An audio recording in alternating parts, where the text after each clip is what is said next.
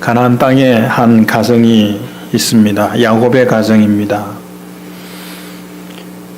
12명의 아들을 두었습니다. 다복한 가정이라고 말할 수 있겠죠.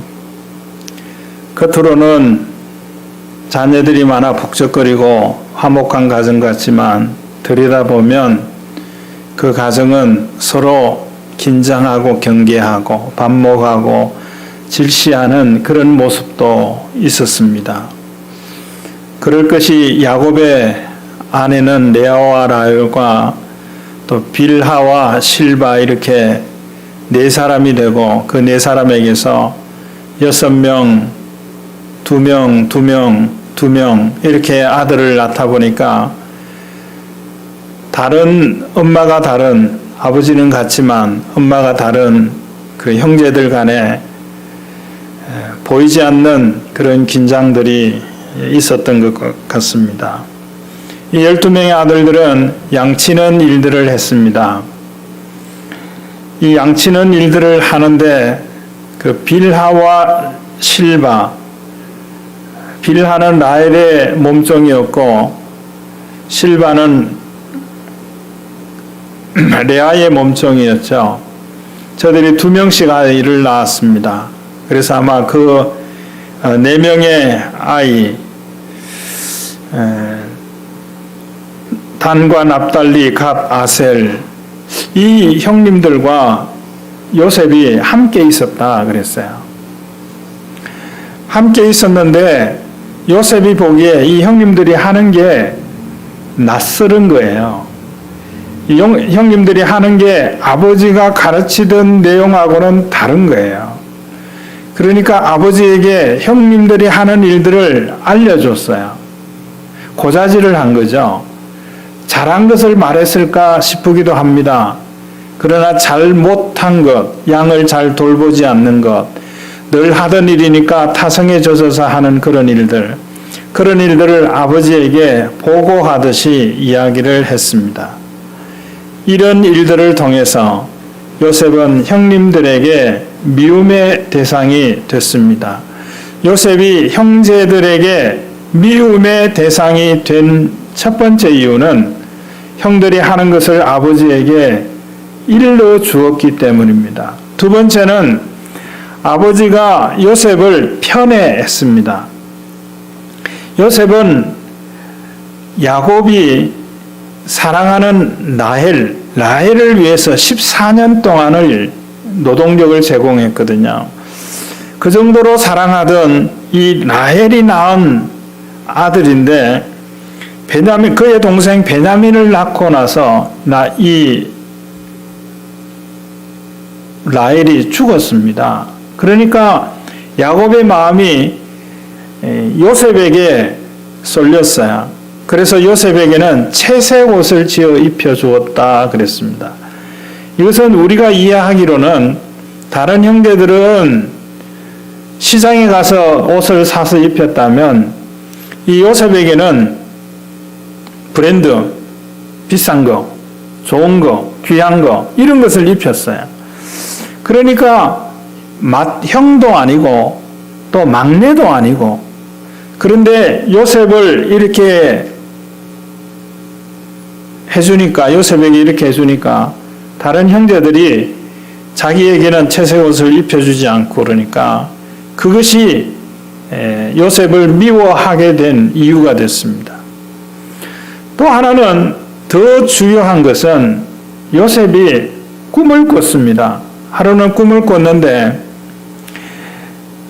이삭 단이 벼 단이 형제들이 다 농사를 또 같이 지어서 서로 수수한 볕단이 있는데 형제들 11형제들의 볕단이 자기 볕단에 절을 하더라는 거예요. 이게 뭔지 17살 정도 되면 알 텐데 그걸 마음에 그냥 담고 있으면 될 텐데 그걸 가족들이 있는 데서 다 말을 해버렸어요. 그리고는 해와 달과 형제들의 11별이 4별에 절하더라. 이 꿈을 꾸고는 또 그걸 말해버렸어요. 이 꿈, 이것은 망상이 아닙니다. 생각하던 것을 잠들어서 생각의 연장선상에서 꿈을 꾼다라고 말하는데 그것과도 다릅니다. 이것은 하나님께서 장래에 요셉에게 나타나고 요셉을 사용하셔서 일어날 일들에 대해서 꿈을 통해서 보여주신 건데 비전을 주신 거죠. 근데 이걸 설득선이 없이 아버지 가족들이 있는 데서 이것을 말을 했어요. 그랬더니 형제들이 처음에는 갓과 납달리와 이사갈과 갓과 아셀과 단과 납달리 이 네 명의 형제들만 미워했고 다른 형제들은 쿨하고 이렇게 했는데 모든 형제들이 다 요셉을 미워하게 되는 그런 상황이 되어져 버렸습니다. 미움을 받는 이유들이 이렇게 다양합니다. 내가 잘못해서 내가 부주의해서 미움을 받는 경우, 내가 또 편애를 받아서 미움을 받는 경우, 그런데 꿈을 가지고 비전을 가졌기 때문에 미움을 받는 것, 어떤 이유 때문에 미움을 받으시겠습니까? 사실은 교회는 그리스도인은 세상에 미움을 받는 존재입니다. 어떤 이유 때문에 미움을 받는가라고 하는 게 중요한 거예요. 교회가 교회답지 못하기 때문에 미움을 받고 손가락질을 받는다는 것은 그것은 뉘우치고 고쳐야 될 일이에요. 그런데 교회가 마땅히 해야 할 일 때문에 그것을 힘쓰고 있는 상황 가운데서 미움과 손가락질을 받는다고 하면 그거는 감수해야 하는 것입니다. 요셉이 17살 되던 쯤에 형들이 양을 치는 곳을 방문을 했어요. 이 요셉은 형들이 양을 치고 요셉은 양을 치는 일을 본격적으로 하지는 않았던 것 같아요. 그랬더니 형들이 요셉이 오는 모습을 보고 이렇게 말합니다. 저기 꿈꾸는 자가 온다. 꿈이 이루어지는가 보자 그랬어요. 내 장래 희망이 뭐니? 그러면 이겁니다, 저겁니다. 그런 이야기를 아이들이 합니다. 어른들이 듣기에 이게 뭔지, 이걸 얻기 위해서 어떤 수고와 노력을 해야 되는지, 무엇을 참아내고 포기해야 되는지 그런 것을 알지 못하고 보기에 좋으니까 나는 뭐가 될래요? 나는 뭐가 될래요? 이렇게 이야기를 합니다. 그걸 보면서 어른들은 또 형들은 그걸 보면서 머리를 집악든지 그런 꿈이 어떻게 이루어져? 네가 지금 하는 거 보니까 그 일들이 이루어지는 것은 불가능해. 아마 그렇게 말할지 몰라요. 그런데 요셉이 가진 그 꿈은 엄청난 꿈이거든요. 해와 달과 별들이 자기 별에 절하는 그런 꿈인데 이것은 자기가 바라고 원하는 게 아니라 하나님께서 보여주신 꿈이에요. 비전이에요. 그런데 형들이 요셉에게 꿈꾸는 자가 온다. 이 말은 꿈이 이루어지는가 보자. 더 나아가서는 우리가 저 꿈이 이루어지지 못하게 죽여버리자. 꿈꾸는 자가 온다라고 말한 형들의 그 말은 뭐냐면 요셉을 방해한 것이 아니라 하나님을 대적한 것입니다. 우리가 때로는 내 생각과 맞지 않고 마음에 들지 않는다고 돕지 않고 방해하는 그 일들이 하나님을 대적하게 되는 경우들이 있을 수 있다라고 하는 그런 생각을 할 때 마음에 큰 두려움을 갖게 되어집니다. 하나님이 주신 그 비전을 갖고 어렵고 힘든 가운데서도 그 일들을 감당하는, 지금 선교사들이 코로나19 때문에 대부분의 선교사들이 철수를 했어요. 다시 현장에 가서 자리 잡으려면 처음에 했던 것과 비슷한 시간들이 걸린다라고 이런 이야기를 해요. 그런데 지금도 선교사로 헌신하고 선교지로 나가기 위해서 준비하는 젊은이들의 이야기를 듣습니다. 아프리카 어떤 나라에 부부가 선교사로 가서, 요즘에 그 광고 계속 나오죠. 유튜브에 보면 그 월드비전인지 거기에 계속 광고가 나오죠. 남편이 죽었어요, 병으로. 그러니까 아내 된 선교사가 그것을 버리지 못하고 남편이 숨진 그 나라에 가서 아이들을 위해서 선교 사역을 계속한다는 그 광고가 지금 계속해서 나오고 있어요. 어떻게 유튜브 그 중간 광고에 그 광고가 계속 나오거든요. 아마 공익 광고니까 월드비전인가 거기서 그걸 하니까 그 내용이 나오는 것 같은데 그 광고를 일반인들도 볼 거 아니에요? 참 도전적인 그런 모습이라고 생각이 되어졌어요. 이렇게 상황이 좋지 않은 상황 가운데서도 해야 할 일이니까 그 일들에 헌신하고 있는 그런 모습들을 보게 되어집니다.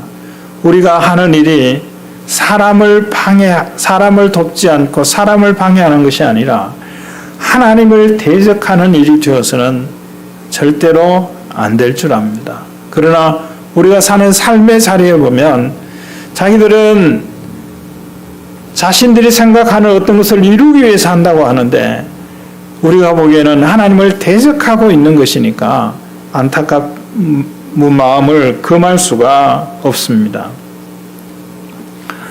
이런 요셉이 이제 형에게 찾아갔을 때 저의 꿈이 이루어지는가 보자고 말하면서 그를 죽이려고 합니다. 죽여야 꿈이 이루어지지 않을 테니까. 그런 가운데 큰 형인 르우벤이 죽이지 말자. 죽여서 무슨 우리에게 유익이 있겠느냐. 그러면서 구덩이에 던져 넣었습니다. 그리고는 아마 르우벤은 맏형이니까 아버지를 생각했던 것 같아요. 이 동생이 죽으면 아버지의 마음이 어떨까 이런 생각을 했던 것 같습니다. 어떤 일로 르우벤이 그 자리를 뜨고 나서 이제 유다가 세 번째인 유다가 미디안 상인이 지나가는 것을 보고 우리가 이 아이를 죽여서 무슨 유익이 있겠느냐, 상인들에게 팔자. 돈을 얻기 위해서 파는 것이 아니라 이 아이의 생명을 구하기 위해서 팔자라고 하는 그런 제안을 했어요. 자, 12명, 아마 베냐민은 그 현장에 없었을 것 같고 10명의 형제들 가운데 보면 강성파가 있어요. 그거는 빌하와 그 실바의 아들들, 그 아들들이었을 것 같아요. 자기를 무시했다는 거죠. 자기의 잘못한 것을 아버지에게 일러줬다는 거죠. 자, 그런데 이 르우벤과 유다와 같은 사람은 온건한 사람이었어요. 그리고 다른 형제는 중도적인 입장을 가지고 있었습니다.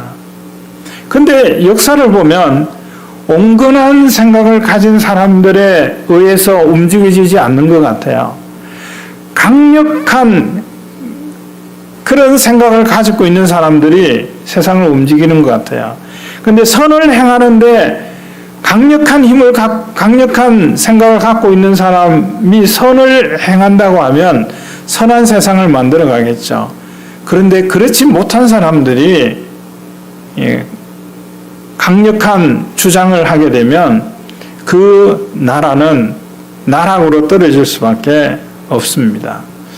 자, 이런 요셉, 이렇게 형제들에게 버림받은 요셉, 애굽으로 갔습니다.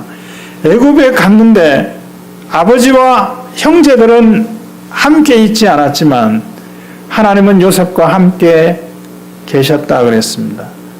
친구들이 아무도 없어도 하나님이 함께 계신다고 하면 그것이 치유가 되고 위로가 될 줄로 믿습니다.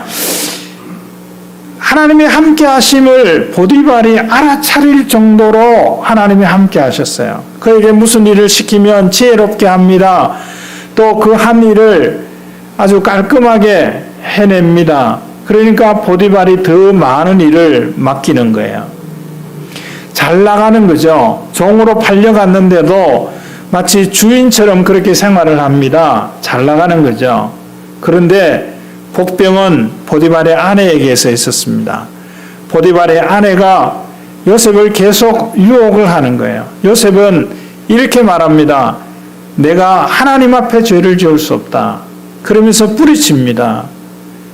그 일로 말미암아 모함을 당해서 감옥에 갇히게 됐습니다.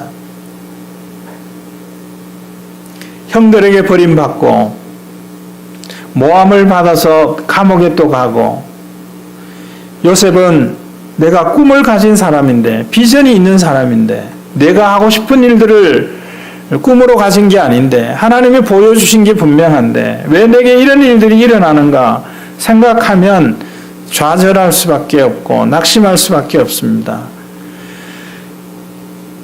이런저런 일들로 사람들에게 상처받은 요셉이 때로는 사람들에 의해서 간간히 치료받게 되기도 했습니다. 보디발에게서 치료받고 위로받았고, 또 감옥에 있을 때는 그 감옥에 들어온 술 맡은 관원장, 또 떡 맡은 관원장이 꾼 꿈을 해석해주는 일들을 통해서, 특히 술 맡은 관원장이 그 직을 회복하게 되는 이런 일이 있고, 그가 해석한 대로 그대로 며칠 안에 이루어진 일들을 보면서 그는 적지 않은 위로를 받았을 것입니다.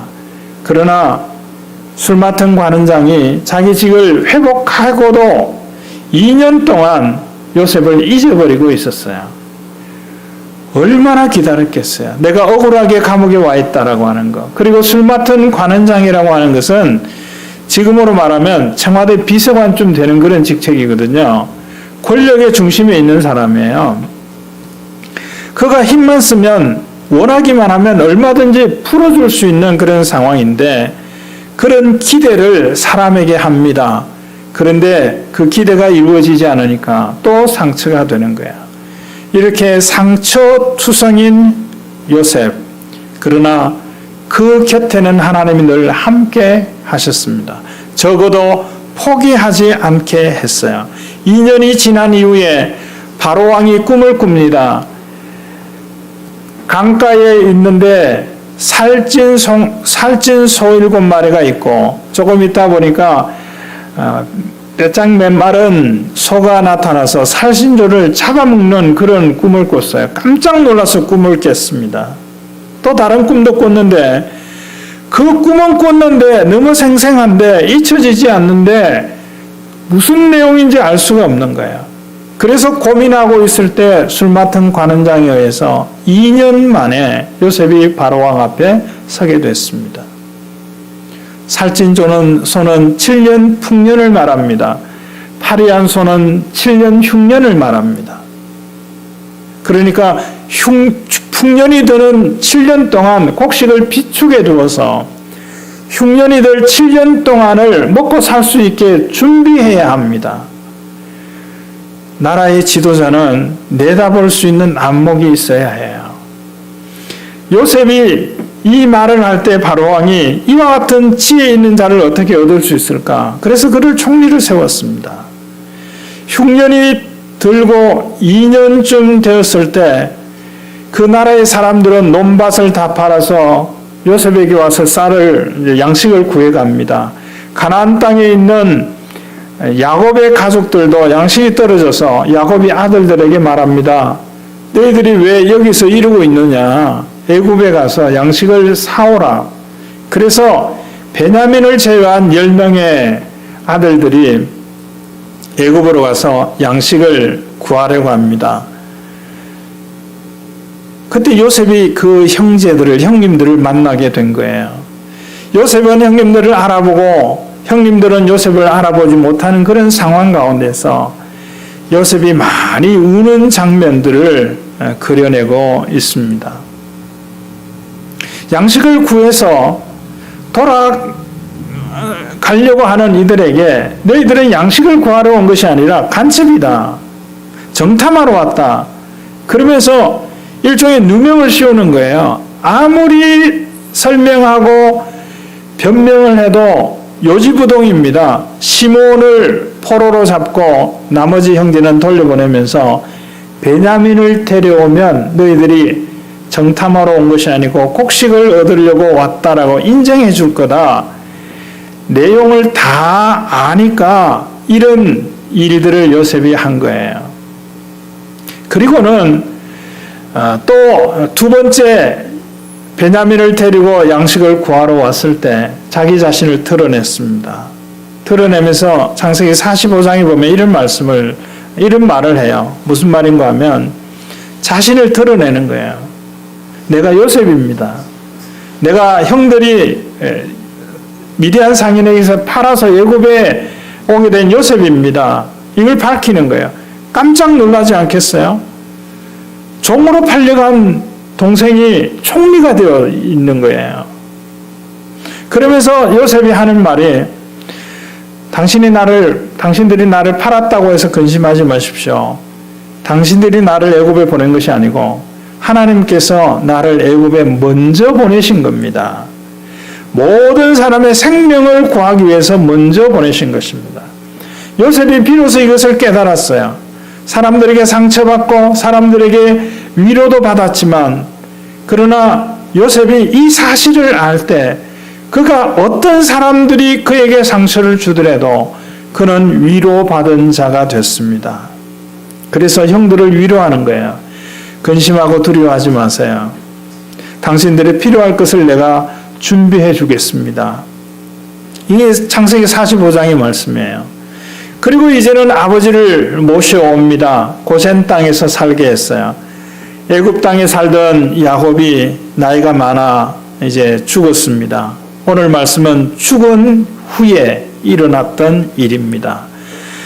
아버지가 죽은 이 상황 가운데서 이 10명의 형님들이 걱정하고 근심하고 있어요. 무엇 때문에 걱정하고 근심하고 있는가 하면 아버지가 죽었으니까 이제 요셉이 우리를 혹시 미워해서 우리가 요셉에게 행한 모든 악한 행위를 우리에게 갚을까 근심하고 두려워한 거예요.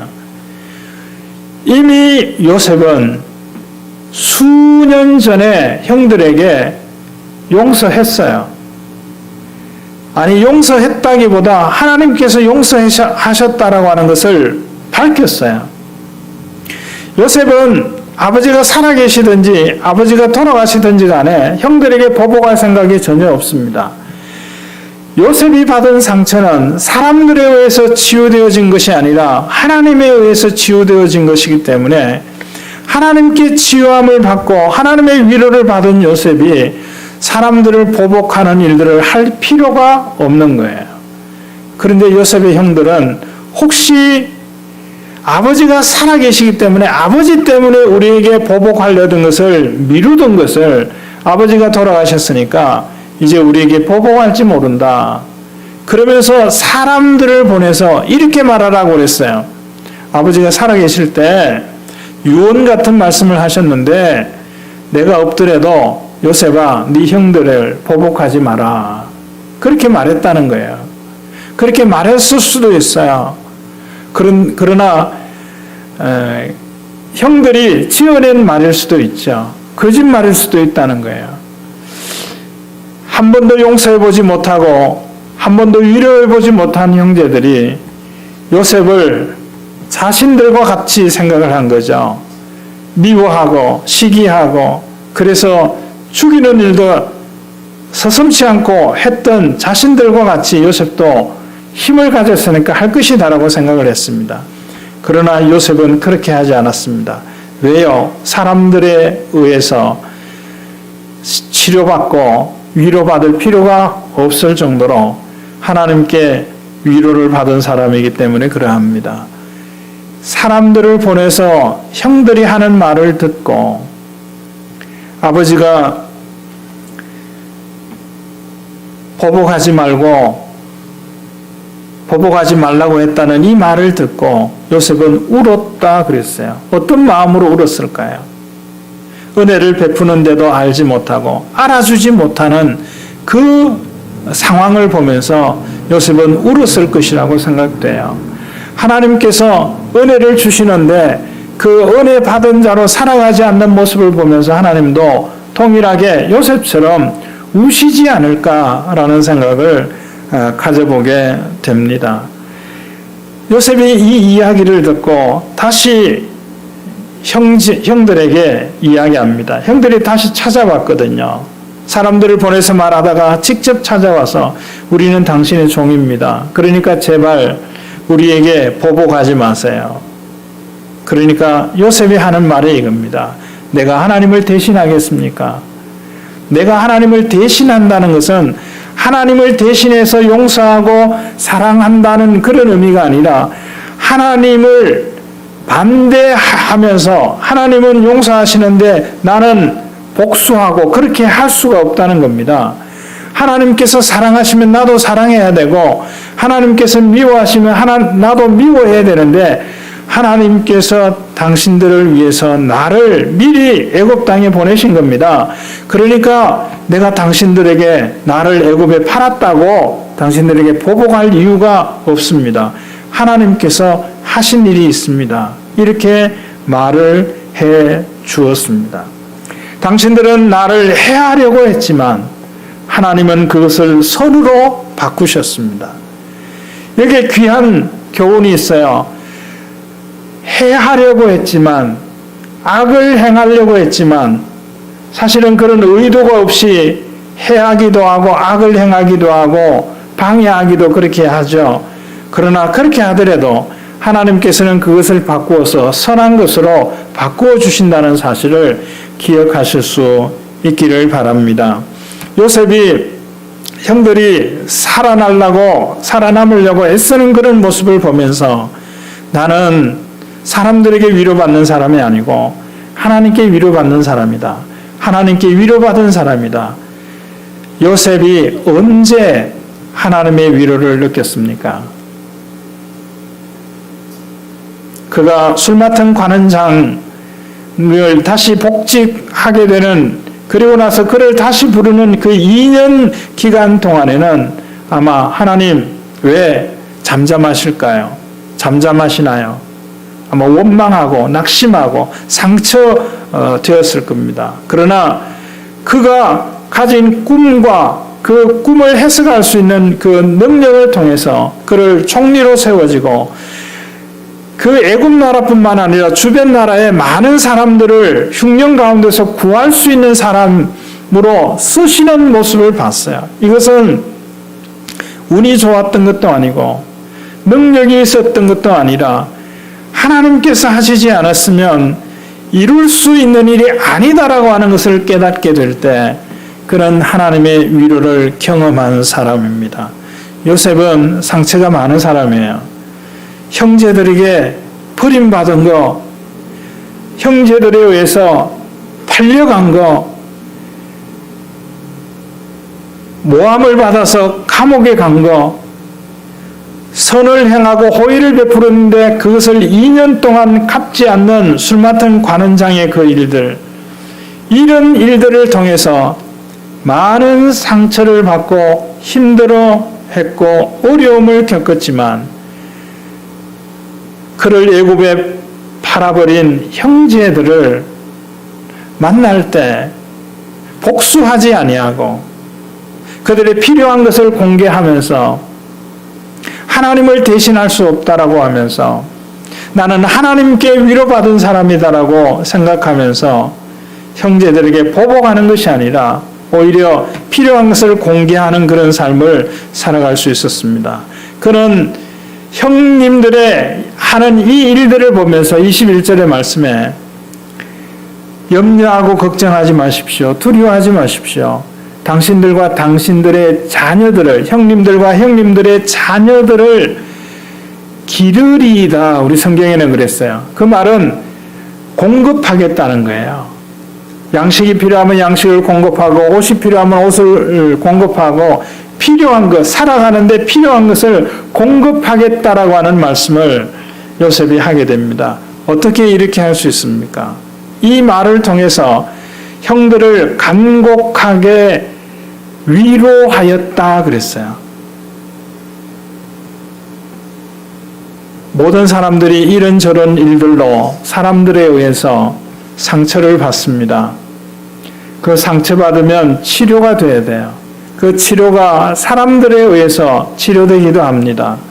그러나 또 상처를 받고 또 시험에 드는 일들을 거듭나게 경험하게 됩니다. 그 모든 일들이 중단되는 때는 언젠가 하면 하나님을 만나는 때입니다. 하나님은 위로하시는 분입니다. 그리고 하나님은 위로받은 자로 위로하며 살아가게 하시는 겁니다. 우리에게 필요한 것이 이것이 아닐까요? 우리 모두에게는 위로가 필요해요. 사람들의 위로는 역부족이지 않습니까? 어떤 물질의 위로도 역부족이지 않나요? 하나님의 위로가 필요한 줄 압니다. 그래서 위로가 필요한 사람들에게 위로하는 자로 살아갈 수 있게 되기를 바랍니다. 위로받은 위로자, 요셉처럼 살아가는 믿음의 사람들이 되어지기를 주의 이름으로 축원합니다. 하나님 아버지,